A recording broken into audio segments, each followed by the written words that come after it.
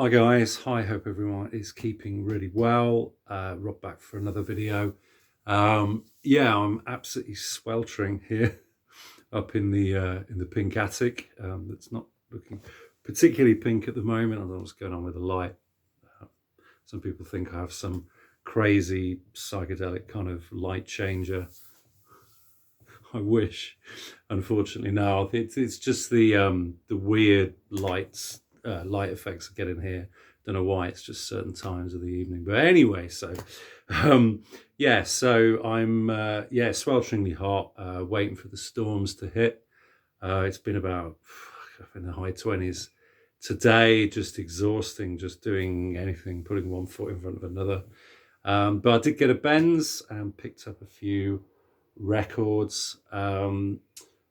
Also picked up, as I mentioned in my last video, one or two or three records from a collection. A little bit disappointing. Thought I was going to come away with more, but the guy didn't want to part with the stuff. So what can you do? Yeah, and then there was an online purchase as well. So I'm going to start with that.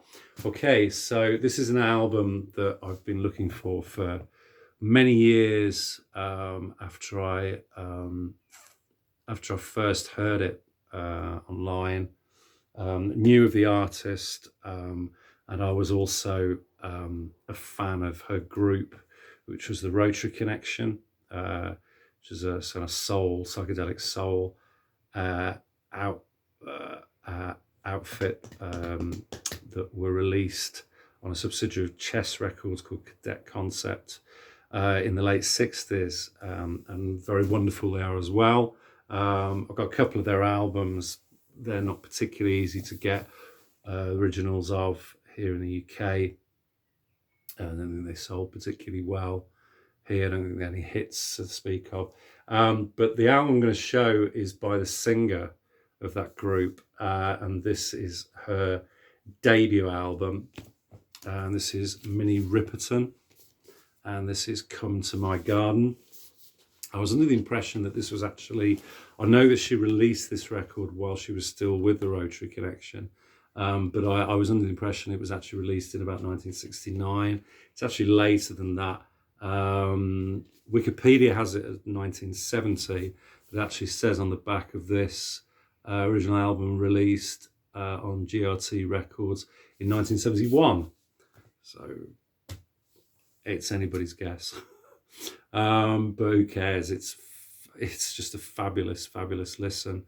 Yeah, and if you've not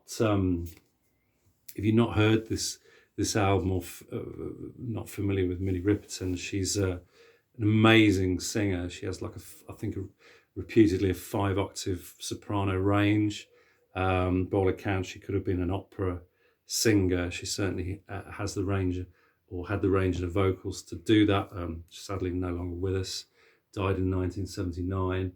But yeah, just left a string of work that's just unparalleled in a lot of ways, with a wonderful vocals. And this is produced and arranged by Charles Stepney, who was also responsible for a lot of the work on the Rotary Connection album. So very similar kind of sweeping, soul-y sound with a kind of psychedelic elements.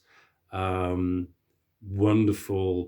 I think it's 20-piece orchestra arrangements. It's just huge, the sound on some of the tracks. The opening track, Le Fleur, is just unbelievably good. Yeah, probably worth the price of admission alone. But the rest of the album is in some ways equally as good. The songs are really interesting. And I'm not a massive soul aficionado or fan, but what the very best is always worth checking out and listening to, and this is no exception. It's fabulous. So yeah, this is a reissue on Now Records and green vinyl. It's not coming out. I don't know. That looks pretty turgid actually through the. It's actually a lighter green than that, but who cares? I'm not that bothered about coloured vinyl anyway. But yeah, again, big bugbear of mine with reissues.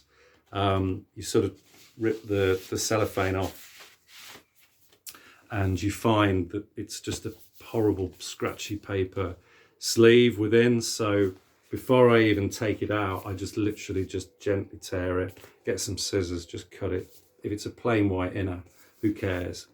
Sack it off, get rid of it. You know, as soon as you pull it out, it's just going to put hairline scratches on your record, and it's just ruined before you even get to play it. So I try playing them without cleaning them, because I find that when they're brand new and you clean them, you often put dust into the groove and it sounds worse. But there was so much static on this, literally as I was playing it, it just sounded like there was a firework display going off in my hi-fi. It was just tick, tick, tick, tick, tick, tick all the way through. I couldn't stand it. So I did do a light clean on the record machine. And yeah, it's a bit crackly, and you know, but hopefully the stylus will drag the crap out and it'll sound better. So but yeah, anyway, so apparently originals of this are worth over 100 quid. So and yeah, I don't think I'm going to find one anytime soon, so that will have to do. Okay, and then last week I was this is it's just a brief story. I don't want to bore you with the details, but this is a brother-in-law of a director guy for the company I work for, and his brother. He told me his brother-in-law was a big record collector, but he was looking to sell a collection. So I thought, oh, great.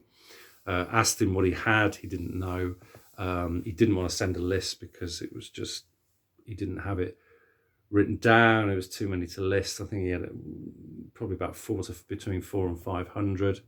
But he gave me his number and I rang him up and sort of introduced myself, asked him what he'd got. He said he got quite a lot of original kind of late 70s punk, new wave, early electronic, New Order, Joy Division, quite a lot of kind of folky, weird soundtracks, horror soundtrack, stuff like that. So it was sounding really, really interesting. And I thought, yeah, that's worth checking out. So I went over, and he's quite the character. He's sort of spent the first sort of hour and a half telling me about his travels and everything. And, you know, it got to the stage. I mean, it was a very pleasant conversation, but I just thought, I'm here for the record, mate, you know. So I asked politely if I could start looking through the records, and I did. And I started just pulling out stuff that was of interest. And then probably took me about 20 minutes, half hour to go through them all. And I had quite a nice little stack. As I was going through them, he was just saying, no, don't want to sell that, don't want to sell that, that's sentimental, don't want to sell that. So I thought, and then I think there was 3 in the end that he was happy for me to have. And yeah, so a little bit disappointing, but you know, it is what it is. So what did I find? So okay, so some of the soundtracks I pulled out, he had some really, really interesting ones. Unfortunately, didn't want to part with a lot of them.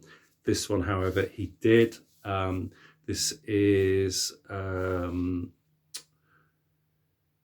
soundtrack to a horror film called A Field in England. So this is a double album soundtrack.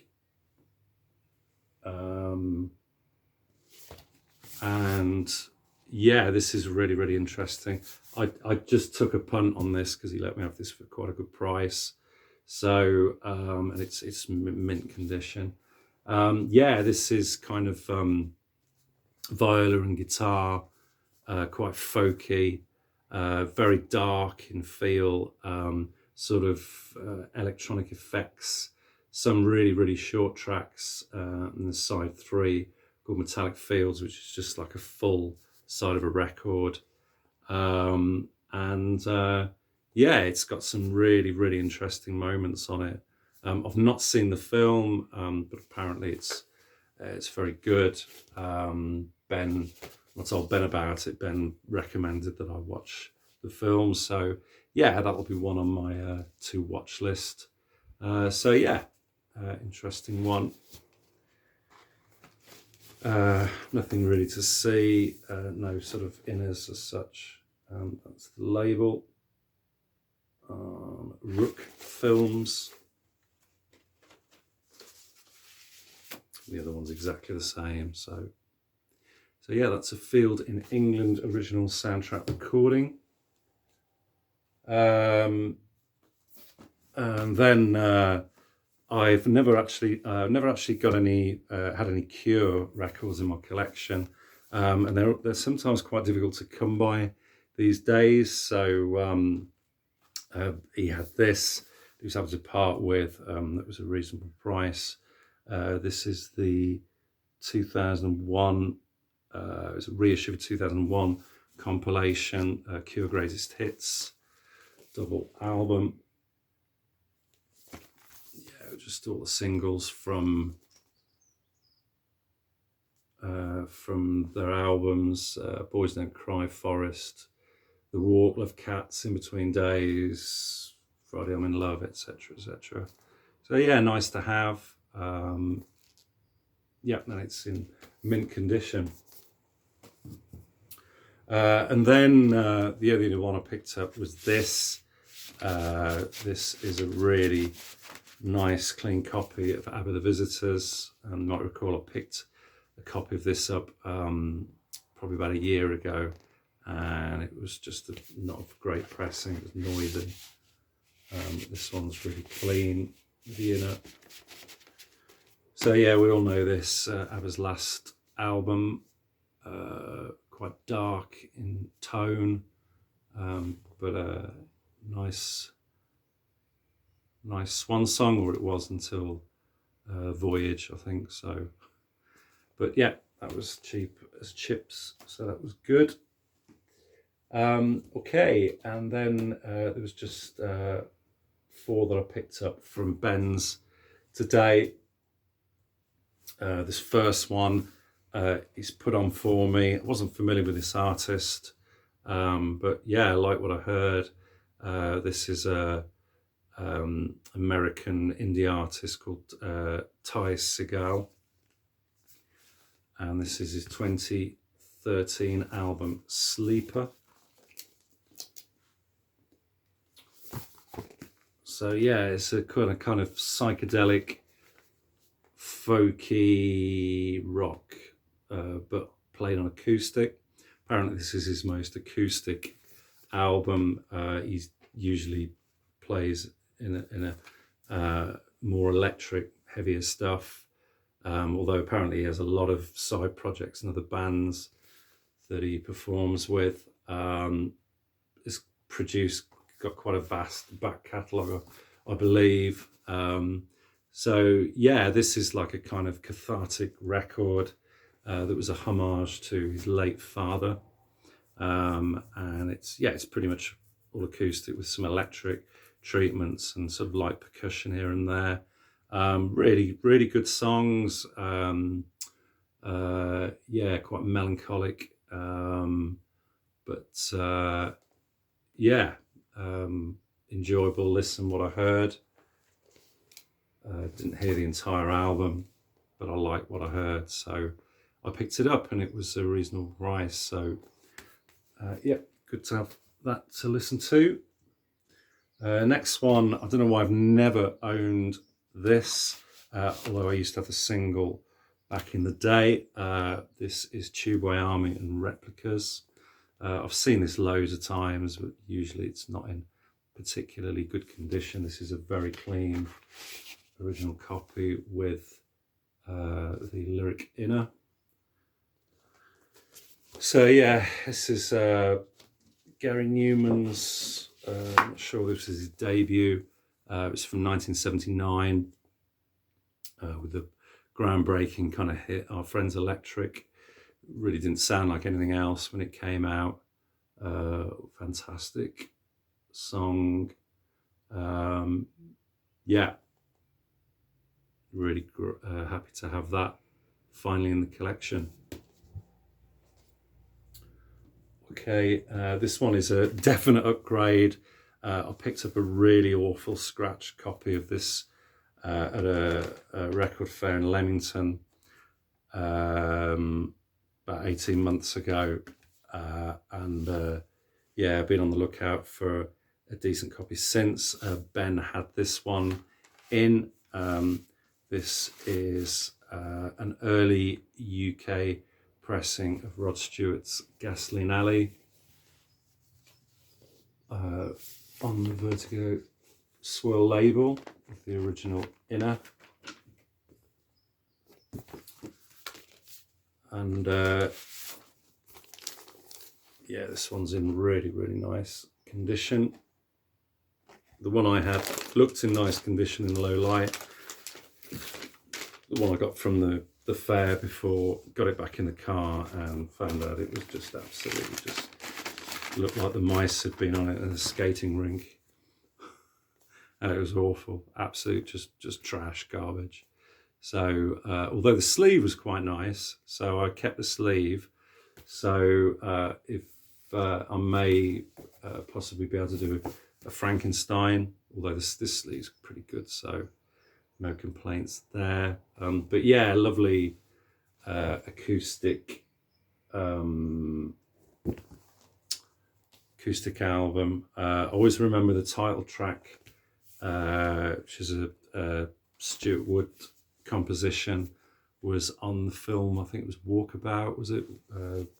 Jenny Agutter, Nick Rogue film. One very wonderful it is too. Great stuff. And the final one, really, really pleased to get this. I'd kind of given up on the Walker Brothers after the No Regrets album, which apart from their version of the Tom Rush song, the rest of the album I thought was dreadful. So I think their final two albums I never bothered listening to. Ben had this in, and apparently it's quite rare, and it was a bit pricey, but once I played it, I was absolutely hooked. This is the Walker Brothers' final album, Night Flights. So this is from 1978. This is an original gatefold with the lyrics. And yeah, the first, I think 4 songs are Scott Engel songs, which are the first original material that apparently he'd written since 1970. And they're just great. They're just fabulous, very dark, different to the earlier Walker Brothers stuff. And even the other songs that other members of the band write are still worth listening to. They're good quality. But yeah, the Scott Engel songs are wonderful. So worth picking up for that.